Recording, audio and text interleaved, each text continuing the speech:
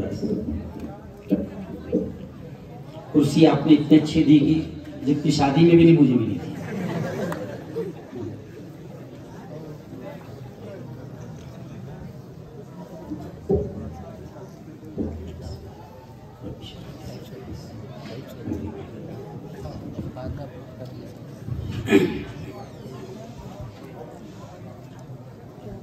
अऊज़ु बिल्लाहि मिनश शैतानिर रजीम।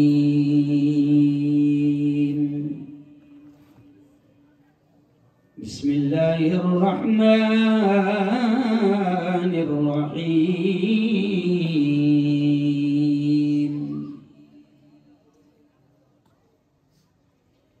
अल्लाहु ला इलाहा इल्ला हुवल हय्युल क़य्यूम ला तअख़ुज़ुहु सिनतुन वला नौम व क़ाल तआला इन्नमा यअमुरु मसाजिदल्लाह इन्नमा यअमुरु मसाजिदल्लाह मन आमन बिल्लाह व क़ाल तआला व अन्नल मसाजिद लिल्लाह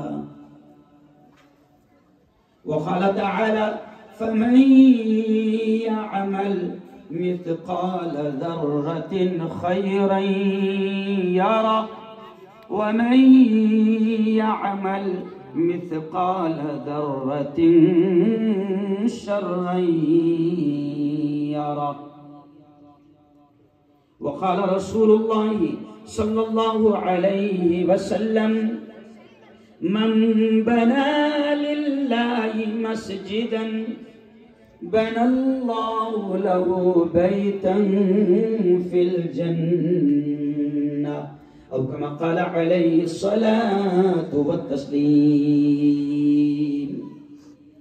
व क़ाल रसूलुल्लाहि सल्लल्लाहु अलैहि वसल्लम मन रआ मिनकुम मुनकरन फलयुग़य्यिरहु बियदिहि व इन लम यस्तति' फबिलिसानिहि व इन लम यस्तति' फबिक़ल्बिहि व ज़ालिका हुवा अज़अफ़ुल ईमान औ कमा क़ाल अलैहि स्सलातु वस्सलाम।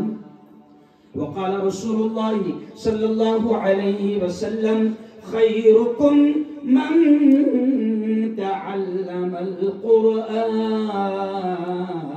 व अल्लमह औ कमा क़ाल अलैहि स्सलातु वत्तस्लीम।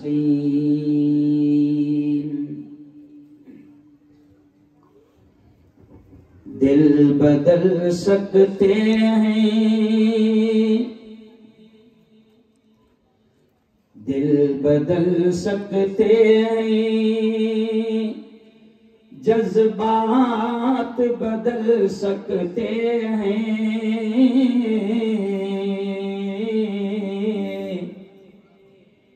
मुल्क के फिक्र ख्यालात बदल सकते हैं,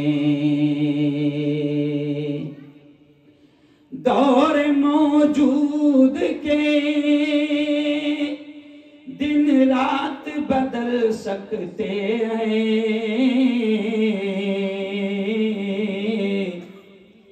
दौर मौजूद के दिन रात बदल सकते हैं,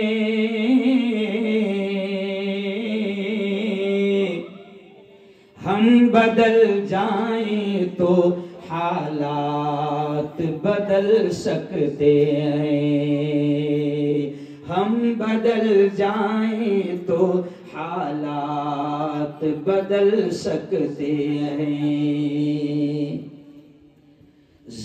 जिंदगी मांगो किसी से, न मुहब्बत मांगो,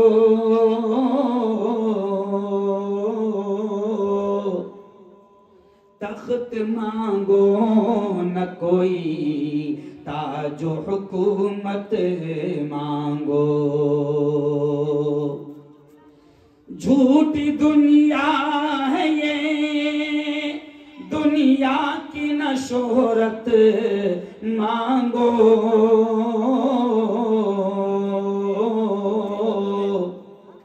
सिर्फ अल्लाह से तुम इल्म की दौलत मांगो।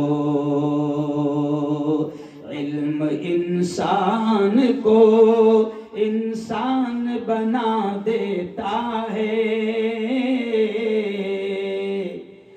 इल्म सोई हुई तकदीर जगा देता है। इल्म बे माया को सुल्तान बना देता है, इल्म इंसान की औकात बढ़ा देता है। सदक़ल्लाहुल अज़ीम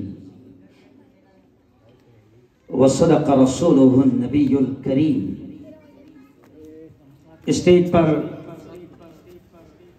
जलवा अफरोज, बहुत ही सीनियर, हम सब के बुजुर्ग, हम सब के बड़े हजरत मौलाना मोहम्मद कलंदर साहब नदवी, हमारे बड़े हजरत मौलाना मुइनुद्दीन साहब कासमी, जमीयत उलमा के खादिम मराठवाड़ा के जिम्मेदार, आज के इस इजलास के मेहमान खुसूसी हजरत मौलाना ईसा खान साहब काशफी, और आज की इस बहुत ही पाकीज़ा, बड़ी बाबरकत, बड़ी मुनव्वर मजलिस के अध्यक्ष सदर मोहतरम हजरत मौलाना मुफ्ती गौसुद्दीन साहब कासमी, और मोहम्मदी मस्जिद के सदर जनाब सैयद इकबाल साहब, और सैयद जमीर साहब, और तमाम ही जिम्मेदारान। जाहिर बात है कि सबके नाम तो मैं नहीं ले सकता। इमाम हाफिज अब्दुल हफीज साहब और भी उलमाए किराम हैं, बल्कि बात यहां से शुरू कर रहा हूं मेरे दोस्तों कि कृष्णा नगर वाले, देखो शंकर नगर वाले है ना भाई, शंकर नगर में बात हो रही है मुफ्ती हारून की, और प्रोग्राम है मोहम्मदी मस्जिद का कायगा। देखो मैं क्या बोलना चाह रहा हूं, बात हो रही है शंकर नगर में, बयान कर रहे हैं मुफ्ती हारून नदवी, प्रोग्राम है मोहम्मदी मस्जिद का। तो बताओ, इसे ही तो कहते हैं हिंदुस्तान। अभी हिंदुस्तान के दो बड़े मंदिर हैं जिन्हें मंगल ग्रह या कोई तो भी मंदिर कहते हैं। अभी पिछले महीने में जलगांव जिले में 50 किलोमीटर पर एक दूर अमनेर एक शहर है, वहां पर हिंदू भाइयों का एक बड़ा मंदिर है मौलाना मंगल ग्रह का। वहां पर हमारे महाजन साहब है, उन्होंने मुझे बुलाया, मंदिर में बात हुई, तो मैंने वहां पर भी तमाम हिंदू भाई जमा थे। मैंने कहा यही तो खास बात है कि मंदिर में बयान हो रहा है मुल्ला का। नहीं समझा? करीब में 35 किलोमीटर पर एक गांव है बरखेड़ी, बरखेड़ी में मौलाना जमीयत उलमा का एक प्रोग्राम हुआ। आप सुनकर ताज्जुब करेंगे कि ये जैसे आपका स्टेज लगा ना, स्टेज, तो स्टेज लगा था मंदिर के ओटे पर और बयान हो रहा था मुफ्ती हारून का। ओटा किसका? अरे बोलो ना, बोलो बोलो, काहे का? मंदिर। मैं आगे चलकर अब इस पर बात करूंगा कि हमें कैसा हिंदुस्तान बनाना है और कैसे हिंदुस्तान को सजाना है, कैसे इस देश को नफरतों से बचाना है। देखिए आज का आपने उन्वान भी रखा है क्या? हालात हाजिरा, मुल्क के मौजूदा हालात। मैं अभी दुनिया के हालात पर नहीं बोलूंगा क्योंकि अपने वादे हैं, नहीं समझा? किसके वादे हैं? अपनी वादे हैं। और अपने वादे सुनाने को 1 घंटा कम से कम, अरे बोलो नहीं लगेगा। तो मैं अभी दुनिया की बात नहीं करूंगा। आज का उन्वान भी आपने हालात हाजिरा पर रखा है, लेकिन आओ परवनी वालों, मैं बात यहां से शुरू करता हूं कि मुझे खुशी होती है जब इतनी बड़ी तादाद में उलमा, हुफ्फाज, मस्जिदों के अइम्मा, मुफ्तियाने किराम, मदरसों के जिम्मेदार, इतनी बड़ी तादाद में उलमा अगर मौजूद हो और कुरान के हाफिज यहाँ पर मौजूद हो, तो प्यारो मैं आपको यहाँ से बात शुरू कर रहा हूँ कि याद रखो, ये जो लोग हैं ना स्टेज पर बैठे हुए, ये स्टेज के साथ जाहिर बात है कि जगह इतनी, स्टेज इतना बड़ा नहीं कि हम सारे हुफ्फाज को, अइम्मा को स्टेज पर बैठाए, वरना इनका मकाम तो स्टेज पर है। हमारे सरों के ताज है ये, हमारे दिलों में इनका मकाम है, एहतराम है। मैं बात यहां से शुरू कर रहा हूं कि शंकर नगर वालों, मोहम्मदी मस्जिद वालों, मेरी बहनें भी बड़ी तादाद में यहां पर बैठी है, सुनो, ये जो उलमा है ना, ये हाफिज़े कुरान मुबीन, अल्लाह की कसम इनका वो मकाम है कि हमारे प्यारे आका मोहम्मद मुस्तफा, जोर से कह दो, नहीं मजा नहीं आया, थोड़े कच्चे लग रहे हैं आप, जोर से कह दो, ऐसा लग रहा कि है पक्के थोड़े से। ओ यारो सुनो, ये इनका मकाम क्या है? मैं नहीं कह रहा हूं, हम सबके आका मोहम्मद मुस्तफा सल्लल्लाहु अलैहि वसल्लम ने क्या फरमाया? अभी खुतबे में मैंने वो हदीस तिलावत की, प्यारे नबी ने क्या कहा? खैरुकुम मन तअल्लमल कुरान। लोगों सुनो सुनो सुनो, हमारे नबी ने फरमाया, हमारे आका ने फरमाया, क्या फरमाया? खैरुकुम, ऐ लोगों, तुम में सबसे बेहतर, तुम में सबसे अफजल, तुम में सबसे ऊंचे मकाम वाले, तुम में सबसे ऊंचे रुतबे वाले कौन है? प्यारे नबी ने फरमाया, मन तअल्लमल कुरान, ऐ लोगों, तुम में सबसे ऊंचे मकाम वाले वो है जो कुरान को सीखते हैं, वह अल्लमहु, और कुरान को सिखाते हैं। ये नबी ने फरमाया। जमीन पर, धरती पर सबसे ऊंचा मकाम, सबसे ऊंचा रुतबा किसी पार्लियामेंट में बैठने वाले का नहीं है, किसी आमदार, किसी खासदार का नहीं है, किसी मुल्क के, किसी स्टेट के सीएम का, किसी पीएम का नहीं है। हमारे नबी ने फरमाया है और हमें यकीन है, हमारा पूरा ईमान है। क्या ईमान है? कि चांद पर जाने वालों की बातें गलत हो सकती है, साइंसदानों की बातें गलत हो सकती है, पूरी दुनिया की बातें गलत हो सकती है, मगर हमारा ईमान है कि मोहम्मद मुस्तफा की जबान से निकले हुए अल्फाज पूरे मजमे ने बोलना। हमारा ईमान है कि मोहम्मद मुस्तफा की जबान से निकलने वाले अल्फाज कभी गलत, कभी गलत नहीं हो सकते। और हमारे नबी ने क्या कहा? कि ऐ लोगों, धरती पर सबसे ऊंचा मकाम उनका है जो कुरान सीखते हैं और दूसरों को सिखाते हैं, सबसे ऊंचा मकाम है। हालात हाजिरा पर अब ये भी सुन लो, बात यहां से शुरू, कि सबसे ऊंचा मकाम नबी ने हाफिज कुरान का बताया, कुरान के सीखने सिखाने वालों का बताया, मगर हमने क्या किया कि सबसे नीचे मकाम किसका रखा? हाफिज जी का। हाफिज जी कितने वाले हैं? अरे बोलो ना, शर्माओ। 5000 वाले है ना, ज्यादा हमारे जैसे होशियार है तो कितने वाले? क्या मामा? 10,000 वाले। अच्छा देखो, इनको बच्चों को स्कूल में पढ़ाने वाले क्या पढ़ाते? देखो बच्चे खुद बोलेंगे, देखो बच्चे खुद बोलेंगे, A for, A for apple, जोर से बोलो, B for, C for cat, D for cat यानी, जोर से, कैट यानी बिल्ली, डॉग यानी कुत्ता। कुत्ते बिल्लियां पढ़ रहे।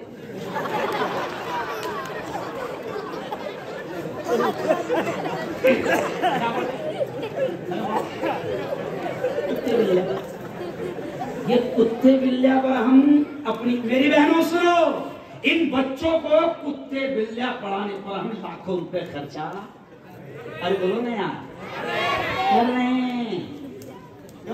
और इनको कुत्ते बिल्लियां पढ़ाने वालों को लाखों रुपए हम दे रहे हैं। आपको मालूम है कौन है? मैं ओनली नॉट फॉर मुल्ला, नहीं, मैं सिर्फ मुल्ला नहीं है, मैं मेडिकल कॉलेज का प्रोफेसर भी रहा हूँ। 14 साल मैंने डॉक्टरों को पढ़ाया है, अल्हम्दुलिल्लाह। मैं सियासी नेता हूँ, महाराष्ट्र का प्रवक्ता हूं कांग्रेस का, मैं एक चैनल का मालिक हूं, मैं एक पेपर का मालिक हूं। और सुनो, इस मुल्क में कितना अच्छा माहौल अभी भी है, मायूस होने की जरूरत नहीं। मेरे हिंदू भाइयों ने वॉइस ऑफ मीडिया, जो भारत की, हिंदुस्तान की पत्रकारों की नंबर 1 सबसे बड़ी संगठन है, मेरे हिंदू भाइयों ने इस मुल्ला को राष्ट्रीय अध्यक्ष भी बनाया है ना? तो मायूस होने की जरूरत है क्या? अरे बोलो ना भाई। अरे भाई, ऐसे नफरतों के दौर में अगर हिंदू भाई, देखो सुन लो मैं क्या कह रहा हूं, ऐसे नफरतों के दौर में अगर हिंदू भाई किसी मुल्ला को राष्ट्रीय अध्यक्ष बना रहे हैं, तो ये इस बात का सबूत है कि अच्छे दिन आ रहे हैं। अरे बोलो, हालात हाजिरा बिल में टच करते जाऊंगा, समझते जाना कौन सी काटा होगी। अरे भाई, ऐसे नफरतों के दौर में दाढ़ी वाले को देख के मॉब लिंचिंग हो जाती, दाढ़ी वाले को देख कर ट्रेन में गोलियां मार दी जाती। तो भाई, तो ऐसे नफरतों के दौर में अगर मीडिया का अध्यक्ष हिंदू भाई, तुमने नहीं बनाए, उन्होंने बनाए। किन्होंने बनाया? अगर ऐसे नफरतों के दौर में हिंदू भाई मुफ्ती हारून को राष्ट्रीय अध्यक्ष बना रहे हैं, तो जोर से बोल देना, इसका मतलब अच्छे दिन आ रहे हैं, बुरे दिन बोलो ना, बुरे दिन अच्छे दिन। ओ यारो, हाफिज जी का मकाम हम नहीं समझते, लेकिन कहा ना मैंने कि प्यारे नबी ने फरमाया कि धरती पर सबसे ऊंचा मकाम उनका है जो कुरान सीखते हैं और सिखाते हैं। ये हाफिज जी है ना। सुनो सुनो, हश्र के मैदान में हाफिज जी का क्या मकाम होगा कि अल्लाह हाफिज कुरान से कहेगा, क्या कहेगा? या हाफिज़ुल कुरान, ओ कुरान के हाफिज, ओ कुरान के याद करने वाले। अल्लाह कहेगा, जब माँ भी एक नेकी देने को तैयार ना होगी, हश्र के मैदान में नफ्सा नफ्सी का आलम होगा। माँ जिसने 9 महीने पेट में रखा, जिसने पाला पोसा बड़ा किया, वो एक नेकी देने को तैयार ना होगी। बाप जिसने पाला पोसा बड़ा किया, वो एक नेकी देने को तैयार ना होगा। ऐसे मौके पर हाफिज कुरान को अल्लाह ये कहेगा, या हाफिज़ुल कुरान, ओ कुरान के हाफिज, इकरा इकरा, जो कुरान की आयतें तुझे याद है, पढ़ता जा, वर्तकी वर्तकी, और जन्नत की सीढ़ियां चढ़ता जा। ये मकाम होगा वो जिसको अपन ने 5000 वाला बना के रखी है ना। हाफिज जी से कहा जाएगा, जो कुरान की आयतें तू पढ़ता था ना मुसल्ले पर, और जो पढ़ाता था ना, वही आयतें पढ़ता जा, और जन्नत की सीढ़ियां चढ़ता जा। डॉक्टर साहब से नहीं कहा जाएगा, ओ डॉक्टर साहब इंजेक्शन देता जा, जन्नत की सीढ़ियां चढ़ता जा। वकील साहब से कहा जाएगा, ओ वकील साहब झूठ बोलता जा, और जहन्नम के आला दर्जे। अरे बोलो, ओ वकील साहब झूठ बोलता जा, और जहन्नम के आला दर्जे चढ़ता जा। अरे बोलो, ओ मेरे यारो, मैं सादे अंदाज में आपको समझा रहा हूं कि ये इतनी बड़ी तादाद में उलमा और हुफ़ाज़ यहाँ पर आए हैं, और इनका ये मकाम है। चलो आओ, अब मैं आपको बता दूं कि देखो, हालात हाजिरा पर आपने बयान रखा है, तो मैं सिर्फ चंद चीजें आपको टच करते जाऊंगा। सबसे पहली बात तो ये कि मैं मुफ्ती हारून नदवी जहां जा रहा हूं, मेरे बड़ों ने, मुफ्ती साहब मेरे बड़ों ने मुझसे कहा कि बेटा हारून, ये उम्मत मायूस हो रही है, और मायूस हो चुकी है, और मायूस हो रही है, और इसको मायूस किया जा रहा है। बेटा हारून, जहां भी जाएगा उम्मत को मायूसी से निकालने की कोशिश कर, क्योंकि मायूसी कुरान ने क्या कहा? कुफ्र है। क्यों? अल्लाह क्या कहता है? ला तक़नतू मिन रहमतिल्लाह, ओ मेरे बंदो, मेरी रहमत से कभी मायूस मत होना। मायूसी कुफ्र है।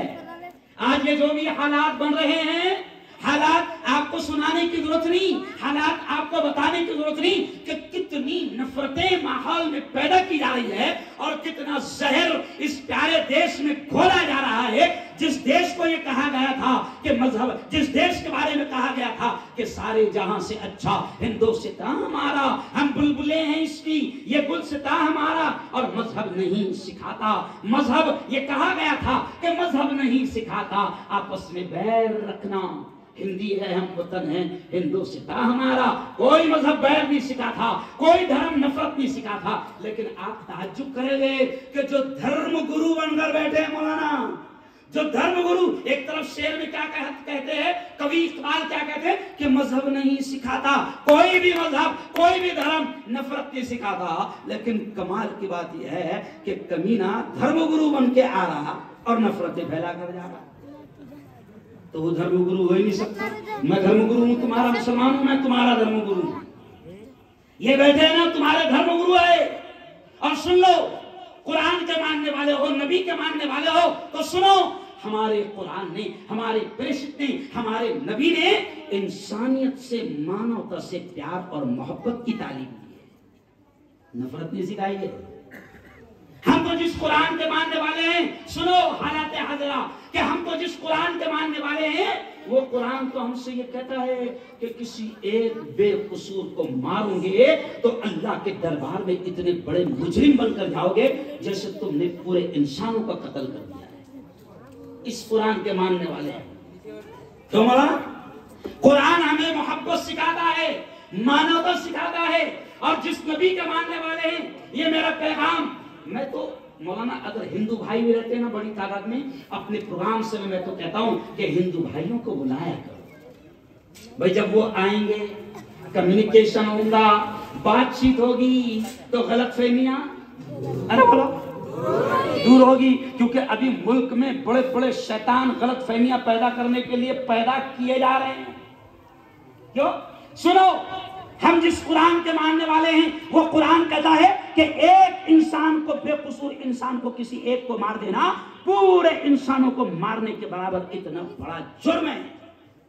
और जिस नबी के हम मानने वाले हैं, वो नबी कितने प्यारे अंदाज में कहते हैं, इरहमू मन फिल अर्ज़ यरहमुकुम मन फिस समा, कि वो नबी हमसे ये कहते हैं कि तुम जमीन वालों पर रहम करो, तुम जमीन वालों पर रहम करो, आसमान वाला तुम पर रहम करेगा। अरे हम तो उस नबी के मानने वाले हैं जिस नबी ने बिल्ली पर भी जुल्म करने से मना कर दिया, जानवरों पर भी जुल्म करने से मना कर दिया। हम तो उस नबी के मानने वाले हैं। ये मेरी बहनें यहाँ पर बैठी है, सुनो, हदीस में ऐसे वाकयात मिलते हैं कि एक औरत जो बड़ी नेक थी, बड़ी दीनदार थी, बड़ी नमाजी थी, बड़ी अच्छी औरत थी, लेकिन बिल्ली को बांध कर रखती थी। हमारे नबी ने कहा कि बिल्ली पर जुल्म करने की वजह से यह जहन्नम में जाएंगी। और एक औरत जो बड़ी बुरी औरत थी, लेकिन प्यारे नबी कहते हैं कि उसने प्यास से तड़पते हुए प्यास से कुत्ते को पानी पिला दिया, इस अदा पर अल्लाह उसको जन्नत का हकदार बनाएगा।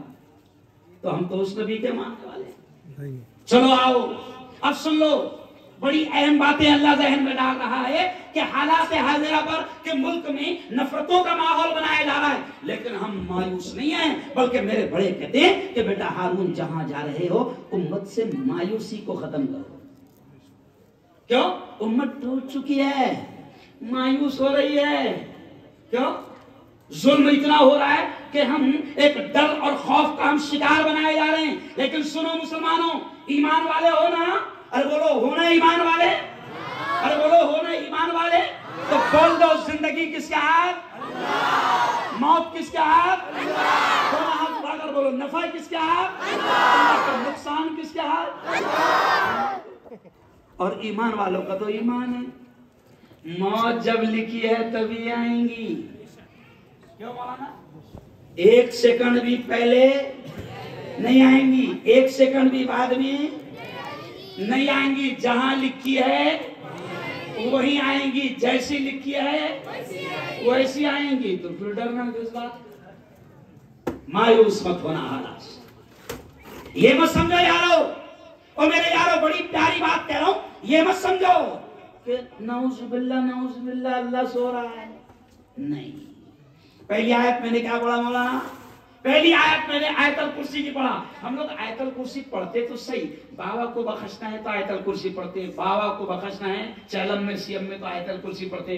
लेकिन आयतल कुर्सी की पहली टुकड़ा जो है वो आयत का हमको क्या कह रहा है? सुनो, आयतल कुर्सी मेरी बहनें पढ़ती है ना, वो आयतल कुर्सी का पहला टुकड़ा मौलाना मुईन साहब, मुफ्ती साहब क्या कह रहा है? अल्लाह अल्लाहु ला इलाहा इल्ला हुवल हय्युल क़य्यूम। अल्लाह कह रहा है, ओ मेरे बंदो सुनो सुनो, मैं जिंदा हूँ, हमेशा हमेशा बाकी रहने वाला हूँ। और ओ मेरे बंदो, तुम ये ना सोचो कि मैं सो रहा हूँ, मुझे हालात की खबर नहीं है। तुम ये ना सोचो कि मैं नहीं देख रहा हूँ कि हिंदुस्तान में क्या हो रहा है, जुल्म कैसे हो रहा है, जुल्म कौन कर रहा है, जालिम कौन है, कातिल कौन है, कौन नफरतें फैला रहा है, कौन इस प्यारे देश में हिंदू मुसलमानों की एकता को, अमन को, शांति को नुकसान पहुंचा रहा है। अल्लाह कहता है, ओ मेरे बंदो, ये मत समझो कि मैं नहीं देख रहा हूं।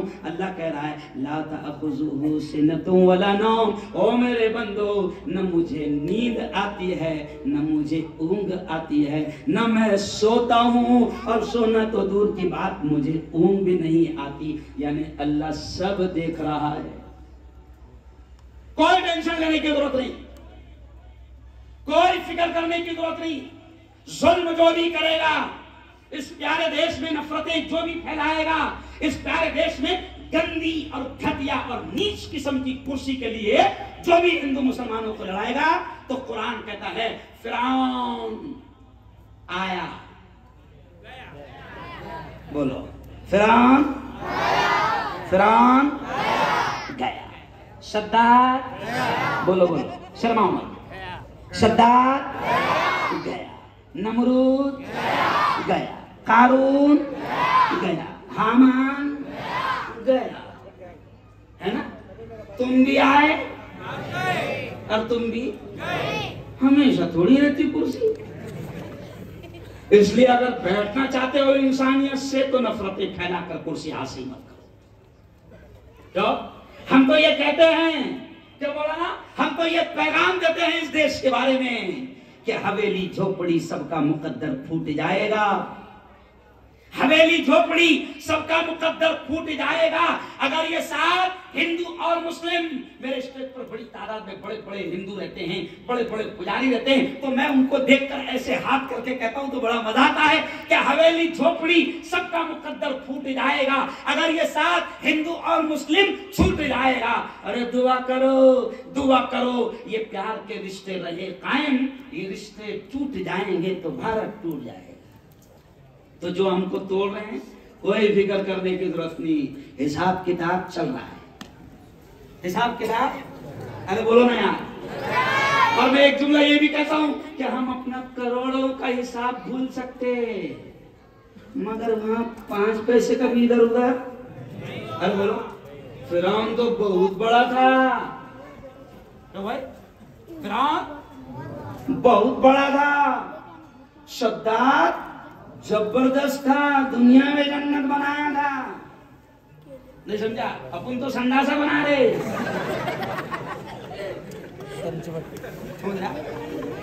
बहुत बड़ा था शद्दाद, दुनिया में क्या बनाया था? गया, नाफरमानी किया, गया। तो ये क्यों समझा रहा हूं हंसते हंसाते कि मुसलमान जवानों, ज्यादा टेंशन लेने की जरूरत नहीं, हिसाब किताब क्लियर हो रहा है, हिसाब किताब हो रहा है। वो मैंने एक शेर पहले पढ़ा था, ढाते हैं मजालिम जो, कह दो ये उन्हें जाकर, ढाते हैं मजालिम जो, कह दो ये उन्हें जाकर, अल्लाह की लाठी में आवाज नहीं होती। कह दो सुभान अल्लाह। अल्लाह की लाठी में, ओ हिंदुस्तान में जुल्म करने वालों, ओ कातिलों, ओ दरिंदों, ओ आतंकियों, ओ मुल्क के अमन को, शांति को खत्म करने वालों, ओ हुकूमत के दल्लालों, अगर तुम ये चाहते हो कि नफरतें फैले तो सुनो, याद रखो हम तुम्हारा कुछ नहीं बिगाड़ेंगे, मगर तुम्हारा हमारा खालिक और मालिक सब देख रहा है। और बड़े बड़े जालिम तबाह हो गए, तो हम और तुम कौन सी खेत की मूली है? बस मुसलमानों चलो आओ, अब मैं आपको पैगाम दे रहा हूं कि आपको क्या करना है। सुनो, आपको क्या करना है कि आपको ये मुल्क हमारा अपना है, कोई टेंशन लेने की जरूरत नहीं। राहत इंदौरी ने कहा था ना, क्या कहा था राहत इंदौरी ने? सभी का खून है शामिल यहाँ की मिट्टी में। क्या कहा था राहत इंदौरी ने? सभी का खून है शामिल यहाँ की मिट्टी में, किसी के बाप का हिंदुस्तान थोड़ी है। और आग लगाने वालों से क्या कहा था? जो आग लगा रहे हैं ना, जो कुत्ते आग लगा रहे हैं, वो भी सुन ले। क्या लगाओगे आग तो सुन लो, लगेगी आग तो आएंगे घर कई जद में। यहाँ पे सिर्फ हमारा मकान थोड़ी है। आग लगेगी बेटा तो लगते लगते तेरे घर को भी, अरे बोलो, आएंगे। आग लगाने वाला हिंदू हो कि मुसलमान हो, अल्लाह उसको छोड़ेगा नहीं। किसी भी धर्म का हो, अगर घटिया कुर्सी के वास्ते आपस में लड़वा रहा है तो वो बख्शा नहीं जाएगा और खुदा उसको माफ। अरे अब मुसलमानों, तुमको क्या करना है कि कोई कितनी भी नफरतें फैलाए, मगर तुम जिस नबी के मानने वाले हो उसने प्यार। हमारे नबी ने हमको क्या कहा कि अगर तुम्हारा पड़ोसी तुम्हारी तकलीफों से परेशान है तो सुनो, फिर तुम्हारी नमाजी, तुम्हारे रोजे, तुम्हारी इबादतें तुम्हारे मुंह पर फेंक कर मार दी। अच्छा, पड़ोसी का ख्याल रखो। नबी ने कहा, पड़ोसी में ये नहीं कहा कि मुसलमान पड़ोसी नहीं, रमेश भी हो सकता है तुम्हारे पड़ोस में, गणेश कैलाश भी हो सकता है, जो तुम्हारे पड़ोस में शंकर भी हो सकता है, शंकर नगर में शंकर भी हो सकता है, कोई भी हो सकता है, दलित हो, बौद्ध हो, कोई भी हो, ब्राह्मण हो, जैन हो, कोई भी हो, अगर वो हमारा पड़ोसी है तो हमारे नबी ने हमसे कहा है कि तुम्हें उससे मोहब्बत के साथ पेश आना है। एक चीज, पहला पैगाम हालात याद रखना। मैंने शेर पढ़ा शुरू में कि दिल बदल सकते हैं, मायूस होने की जरूरत नहीं, हालात बदलेंगे, क्योंकि नफरतों से सब परेशान हो चुके हैं, नफरतों से सब परेशान हो चुके हैं। इसलिए मैंने शुरू में शेर क्या पढ़ा कि दिल बदल सकते हैं, जज्बात बदल सकते हैं, मुल्क के फिक्र ख्यालात बदल सकते हैं, दौरे मौजूद के दिन रात बदल सकते हैं, और हम बदल जाएं तो हालात बदल सकते हैं। चलो आओ, वक्त कम है, मैं खुद परेशान हूं कि क्या क्या बोलूं, तो अब सुनो, आओ अब मैं फटाफट कुछ चीजें बोलते जाऊंगा कि मुसलमानों, आपको ज्यादा टेंशन लेने की जरूरत नहीं। आप कोशिश ये करो कि आपकी जात से किसी हिंदू भाई को भी आपकी तरफ से कोई तकलीफ। याद रखो, इस्लाम फैला भी है तो अखलाक से फैला है, किरदार से फैला है, स्वभाव से फैला है। क्यों?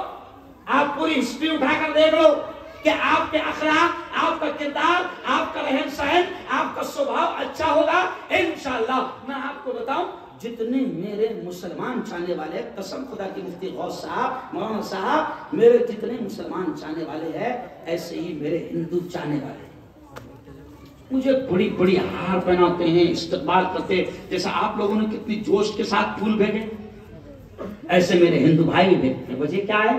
क्योंकि सब जानते हैं कि ये आदमी एकता, अमन, शांति का पैगाम देता है। और मैं क्यों देता हूं? क्योंकि मेरा अल्लाह ये पैगाम देता है, मेरे नबी ये पैगाम देते हैं, मेरा कुरान ये पैगाम देता है, मेरा धर्म ये पैगाम देता है, मैं जिस मजहब को मानता हूं वो मजहब ये पैगाम देता है। चलो आओ मुसलमानों, अब मैं आपसे कह रहा हूं कि बस तुम इतना करो कि अपना रिश्ता अल्लाह से मजबूत करो।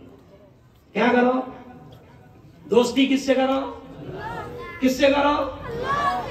अल्लाह से करो। ये जवान इतने बड़ी तादाद में यहाँ मौजूद है, मैं जवानों को देखकर ये कह रहा हूं कि जवानों, फ्रेंड बनाओ, दोस्त बनाओ अल्लाह को। अल्लाह दोस्त बनता है? बोला फेसबुक पे कैसे भेजते? फ्रेंड रिक्वेस्ट भेजते ना, फ्रेंड रिक्वेस्ट फेसबुक पे भेजते हैं। अल्लाह भी दोस्त बनता है जवानों। और अल्लाह ने अपने नबी के ज़बान से क्या कहलवाया? क्या मोहम्मद, मेरी बहनों सुनो, अल्लाह दोस्त बनता है, अल्लाह मोहब्बत करता है, अल्लाह चाहता है, अल्लाह करीब करता है। और अल्लाह ने अपने नबी के ज़बान से कहलवाया, क्या मोहम्मद कह दो कि मैं दोस्त बनना चाहता हूं, और कह दो कि मेरे बंदों से कह दो कि अगर तुम एक हाथ आओगे तो मैं तुम्हारी तरफ, अरे बोलो, दो हाथ आऊंगा। और अल्लाह कहता है क्या मोहम्मद कह दो मेरे बंदों से कि मेरे बंदो, तुम मेरी तरफ चल कर आओगे तो मैं तुम्हारी तरफ। अच्छा, हाथ उठाकर बताओ कि अल्लाह के दोस्त कौन कौन बनना चाहते हैं? हाथ उठाकर बताओ। माशा अल्लाह, माशा अल्लाह। है ना। तो देखो, जब हम दुनिया में किसी को दोस्त बनाते हैं या उससे कोई रिश्ता करते हैं दुनिया में, तो हम क्या करते हैं? ऐसा ठोक बजा के देखते कि नहीं देखते? अरे बोलो ना भाई। अच्छा, रिश्ता करना है किसी से तो बाहर बाहर से भी देखते नहीं, सुनो कहां से देखते? बाहर बाहर। तो अब दोस्त बनना है अगर अल्लाह का, तो जवानों मैं तुमसे कह रहा हूं कि आप किसी गंजेटी को दोस्त बनाएंगे? अरे बोलो ना। आप किसी नशेड़ी को दोस्त बनाएंगे? अरे बोलो ना भाई। आप किसी शराबी को दोस्त बनाएंगे? नहीं। तो जवानों मैं तुमसे कह रहा हूं, मेरे प्यारों में आपसे कह रहा हूं, मुझे नहीं मालूम यहाँ का माहौल क्या है, लेकिन मैं हिंदुस्तान भर में घूमता हूँ, मैं देख रहा हूँ मौलाना या उलमा बैठे, मैं इनसे भी कह रहा हूँ कि मौलाना अइम्मा किराम से मैं कह रहा हूँ कि आज नशा इतना खतरनाक फैल गया, नशा इतना खतरनाक फैल गया कि मौलाना 10-10 साल के, 12-12 साल के छोटे छोटे बच्चे अलग अलग अंदाज में नशा कर रहे हैं। नशा इतना फैल गया, कोई ट्यूब का नशा कर रहा है, कोई इंजेक्शन का नशा कर रहा है, कोई पंक्चर का जो ट्यूब आता है उसका नशा कर रहा है, कोई खांसी की बोतल लेकर नशा कर रहा है। ओ मेरे यारों, ओ मेरे जवानों, मैं आपसे कहता हूं कि खुदा के वास्ते जवानों, नशा नशा ये आपकी जिंदगी की भी तबाही है, दुनिया की भी तबाही है और आखिरत की भी तबाही है। मेरी बहनों से मैं कह रहा हूं कि मेरी बहनों, आपकी जिम्मेदारी है माँ की गोद। किसी ने कहा है कि माँ की गोद बच्चे का पहला मदरसा है। और मेरी बहनों, आपकी जिम्मेदारी है कि आपका नौजवान बेटा, आपका 15-16 साल का बेटा रात को 1 बजे आता है, तो आपकी जिम्मेदारी है कि वो कहां जाता है और क्या करता है। देखो, ये जवान जो खड़े, अभी मेरी आदत है मौलाना, मेरी आदत है मैं जोर से सलाम करता हूं, मेरी आदत है। मैंने अभी आपके गांव में एक जवान को जोर से सलाम किया, देखो अस्सलाम वालेकुम, तो उसने जवाब कैसे दिया मुझे? वालेकुम सलाम। जवाब कैसे दिया? वालेकुम सलाम। मतलब क्यों भाई ऐसा क्यों दे रहा? तो बोले मुंह नहीं खुल रहा ना मुफ्ती साहब। मतलब पहले तो खुलता था, अब क्यों नहीं खुल रहा? क्यों नहीं खुल रहा? पुड़िया। क्या खा रहा? पुड़िया, गोवा, मानिकचंद, गुटखा। क्यों? पुड़िया खा रहा ना? मेरा डायलॉग मशहूर है कि आज मेरी कौम का जवान कमा रहे 300, मुफ्ती साहब कमा रहे कितने? 300 और पुड़िया खा रहे 150। ओ मेरे यारों, ये पुड़ी भी नशा है। मौलाना ये इसलिए कह रहा हूं कि पुड़ी भी नशा है। कुछ लोगों के दिमाग में क्या है कि नहीं, नशा हराम है और नशा सिर्फ शराब में है। क्यों? अच्छा, बोलते भी कुछ लोग तो बोलते भी, नशा शराब में होता तो नाचती बोतल ही नाचती, तू नाचता। बोतल नहीं नाचती, कौन नाचता? अरे बोलो, तू नाचता। और नाचते नाचते नाले के किनारे बोतल नहीं जाती। अरे बोलो, क्या भाऊ, क्या नाम भाऊ तुम्हारा? नाम क्या है? विठल भाऊ। बोतल नाली पे जाती कि ये जाता? क्यों? ओ यारो, हम क्या समझते हैं कि सिर्फ शराब हराम है? और नहीं जवानों, नशा हराम है और नशा बोतल में भी है, नशा बीड़ी में भी है, नशा सिगरेट में भी है, नशा पुड़ी में भी है, नशा गुटके में भी है, और नशा वो भी है जो तू पान टपरी पे जाके बोलता 300-120 दाल। क्या बोलता? 300-120 दाल। तो 300-120 कितने हो गए? अरे बोलो ना, 420। तो सीधा सीधा बोलना, 420 आया, 420 दाल। नशा वो भी है। और जवानों, आप तबाह हो रहे हैं। आप क्या हो रहे हैं? जवानी में खत्म हो जा रहे हैं। क्यों? कैंसर हो रहा। मेरे दोस्त है, हिंदुस्तान का एक मशहूर दवाखाना बना है जलगांव में। सुनो, ये रिकॉर्ड करना, हिंदुस्तान का एक मशहूर दवाखाना बना है जलगांव में। चाणक कैंसर हॉस्पिटल, उसके डॉक्टर है डॉक्टर नीलेश चाणक। पिछले महीने में मैंने उनको वॉइस ऑफ मीडिया मेरी संगठन की जानिब से उनको अवार्ड दिया। 45-48 साल के डॉक्टर साहब है, जवान बच्चा है, बड़े काबिल है। मैं उनके दवाखाने में जाता हूं, वो मेरी कौम के जवानों, किसी के जबड़े फाड़े जा रहे हैं, किसी की जबानें काटी जा रही है, किसी के होठ काटे जा रहे हैं। ये पुड़ी की वजह से तुम्हें कैंसर हो रहा है, और कैंसर की वजह से आओ मेरे साथ, मैं तुमको दिखाऊंगा कि तुम्हारी जिंदगी कैसे तबाह हो रही है। ये भी आत्महत्या है, ये भी खुदकुशी है। क्यों? ये भी खुदकुशी है। क्यों भाई? देखो, ट्रेन में कूद के मरने वाला जो आत्महत्या करता है वो 1.5 मिनट में खत्म हो जाता, पंखे पे लटकता तो 5 मिनट लगते, समझ गया? बिल्डिंग पे से कूद के मारो तो फूट गया तो 3 मिनट लगते, नहीं समझा? तो वो आत्महत्या है। हम क्या समझते हैं? आत्महत्या हराम है, खुदकुशी हराम है। नबी ने कहा कि सीधा कहा जाएगा, जहन्नम में जाएगा। अरे वो भी हराम है, वो 3 मिनट में 5 मिनट में होती। और ये जो तू गुटके खा रहा ना, ये भी आत्महत्या है। बस इसमें इतना है कि तू तड़प तड़प कर 15 साल में मरता, नहीं समझा? तड़प तड़प कर मत खाओ, नशा मत करो मेरे जवानों। चलो आओ, मेरे पास वक्त ज्यादा नहीं है, 10 बज चुके हैं, इसलिए मैं आपसे कह रहा हूं कि मेरे यारो, अल्लाह को अपना दोस्त बनाओ। किसको बनाओ?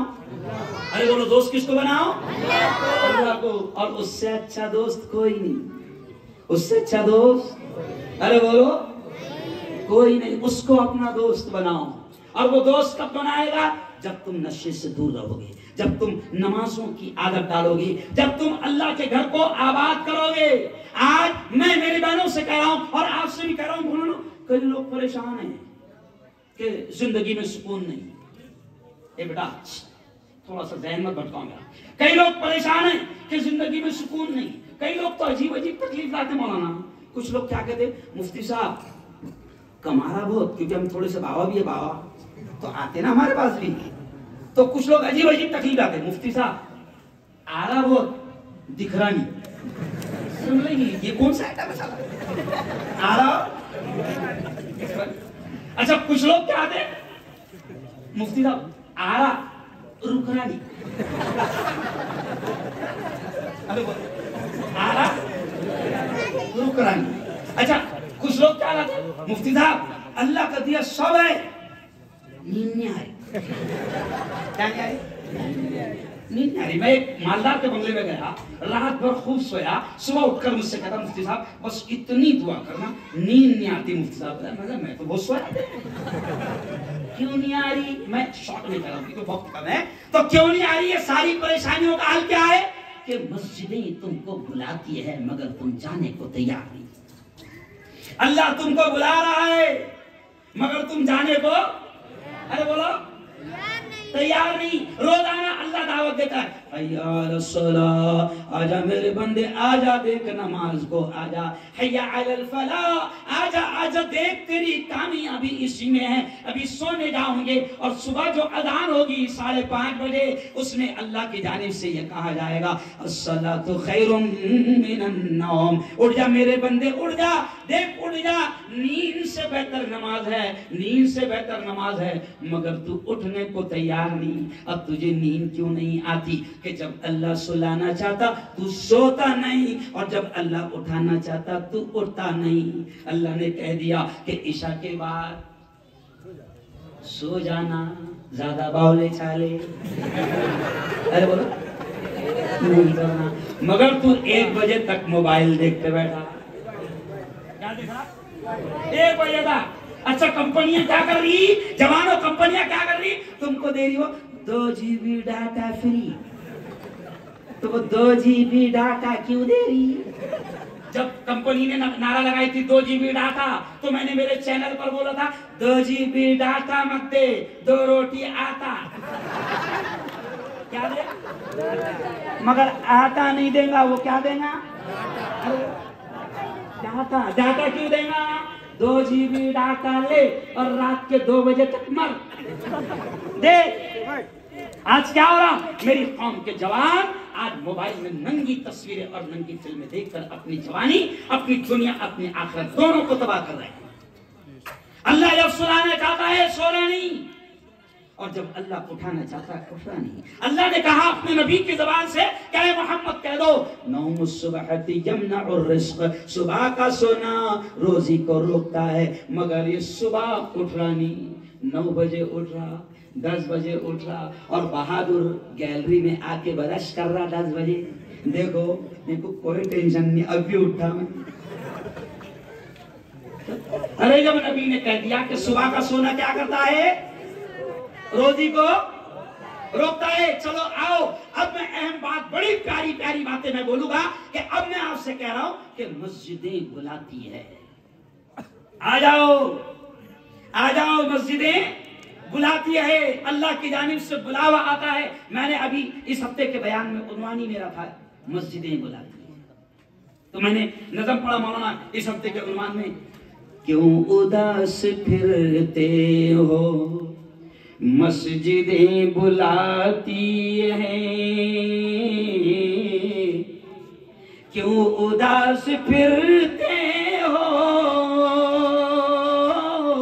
मस्जिदें बुलाती हैं, आओ ए मुसलमानों राहतें बुलाती हैं, आओ ए मुसलमानों। और अगला शेर देखो, रब की बंदगी करके तुम फलाह पाओगे, रब की बंदगी करके, रब की बंदगी करके तुम फलाह पाओगे, हर अजान में तुमको, हर अजान में तुमको नुसरतें बुलाती हैं। आज मैं आया मोहम्मदी मस्जिद के प्रोग्राम में आया, और मोहल्ले वालों को तो मालूम है, लेकिन गांव वालों को नहीं मालूम।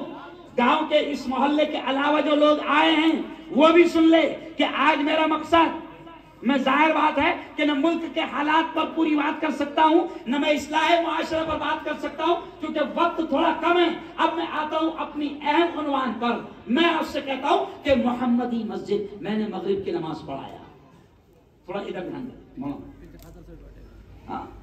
आप इधर ध्यान दें कि मैंने मगरिब की नमाज पढ़ाया, कादर शेख मौजूद थे मेरा, मैंने मगरिब की नमाज पढ़ाया। मैंने देखा कि आपके मोहल्ले में जो मोहम्मदी मस्जिद है, ज्यादा से ज्यादा 150-200 लोग उसमें नमाज पढ़ सकते हैं। कितने पढ़ सकते हैं? 150। अच्छा, मोहल्ले में इतने जगह, अरे बोलो ना, मोहल्ले में तो बहुत है, हुकूमत परेशान है, नहीं समझा? मोहल्ले में तो, अच्छा एक बात बताओ, अल्लाह का शुक्र है हर घर में 3-4 खेल रहे कि नहीं खेल रहे?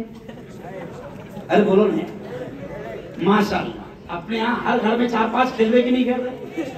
क्यों?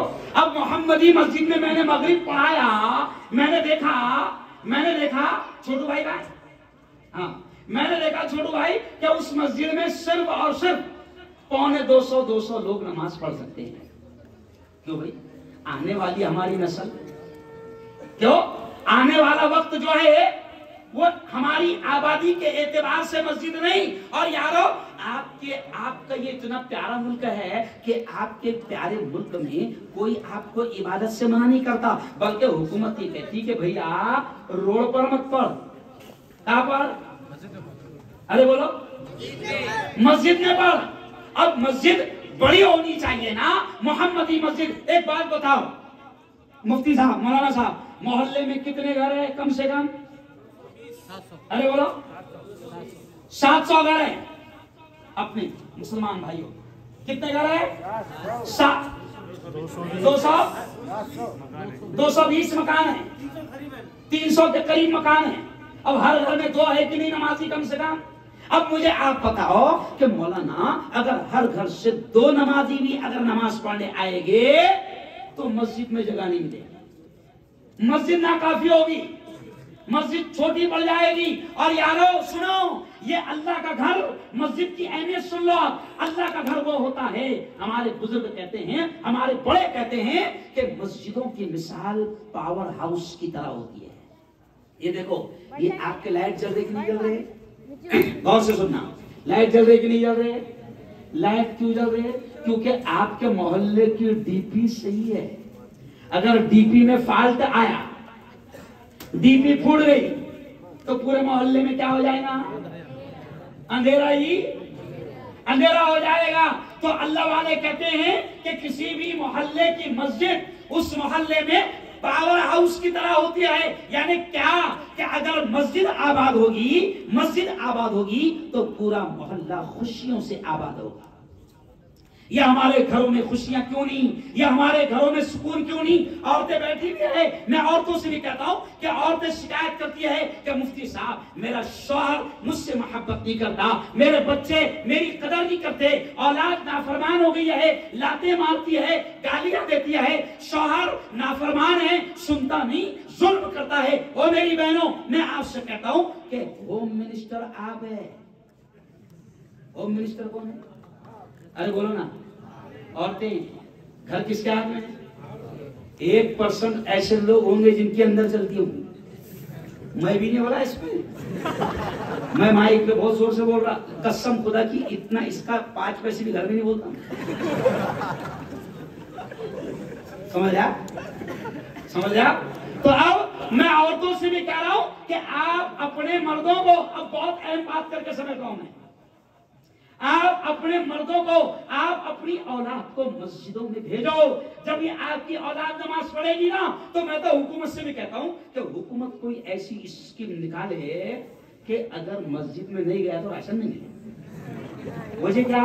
क्योंकि अगर मुसलमान मस्जिद में जाने वाला बन जाएगा तो ऑटोमेटिक पूरे मुल्क में अमन शांति आ जाएगी। अल्लाह ने नमाज में सुकून रखा है। और कुरान क्या कहता है नमाज के बारे में? इन्नस्सलात तन्हा अनिल फहशाई वल मुनकर, कि बेशक नमाज तमाम बुराइयों से रोक देती है। हम जब नमाजी बनेंगे तो नशा नहीं करेंगे, हम जब नमाजी बनेंगे तो धोखा नहीं देंगे, हम जब नमाजी बनेंगे तो झूठ नहीं बोलेंगे, हम जब नमाजी बनेंगे तो किसी को नाजायज नहीं सताएंगे। तो मस्जिद को बड़ी करो। चलो अब मैं आपसे कहता हूं कि देखो, दोनों हाथ उठाकर बताना, जन्नत में किस किस को महल चाहिए? मैं घर नहीं बोल रहा, बिल्डिंग नहीं बोल रहा, जन्नत में किस किस को महल चाहिए? देखो मुफ्ती साहब, हाथ कितने जबरदस्त उठे, सबको जन्नत में महल होना ना। अच्छा एक बात बताओ, शंकर नगर में प्लाट फ्री में मिलता क्या? अरे बोलो ना, शंकर नगर में प्लाट फ्री में मिलता क्या? नहीं। तो जन्नत तेरे बाबा की है। कैसा बोलता हो? वहीं से आए थे आदम, वो मेरे बाप का घर है। तेरे बाप का घर नहीं है इतनी आसानी से जन्नत में महल। अरे शंकर नगर में बिल्डिंग नहीं मिल रही फ्री में, शंकर नगर में झोपड़े को जगह नहीं मिल रही फ्री में, शंकर नगर में टपरी रखने को जगह, अरे बोलो मिल रही क्या? अभी क्या भाव है शंकर नगर में, सही बताओ। नहीं अंदाजा बताओ ना। 2000 रुपए स्क्वायर फीट है ना भाव? कहां पर? शंकर नगर में 2000 रुपए स्क्वायर फीट। तो वो जन्नत जो अल्लाह कहता है कि मैंने ऐसी जन्नत तामीर किया। सुनो, चलो मोड़ में आ गया तो वो भी 2 मिनट सुन लो। अल्लाह कहता है कि मेरे बंदो, देखो मेरी बहनें भी सुन रही है, और मेरी बहनों, अल्लाह कहता है कि मेरी बंदियों, जन्नत में ऐसी नेमतें मैं तुमको दूंगा कि जन्नत के बारे में अल्लाह खुद कहता है नबी के जबान से कि वो जन्नत ऐसी है न किसी आंख ने देखा न किसी कान ने सुना। जन्नत में दूध की नहरें, जन्नत में शहद की नहरें, और जन्नत में इतना प्यारा माहौल कि गुजर रहा था तू तेरे महल में और बागीचा लगा हुआ था और अंगूर का खोसा लटका हुआ था, तेरे दिल में बस आया कि वो मुंह में आया।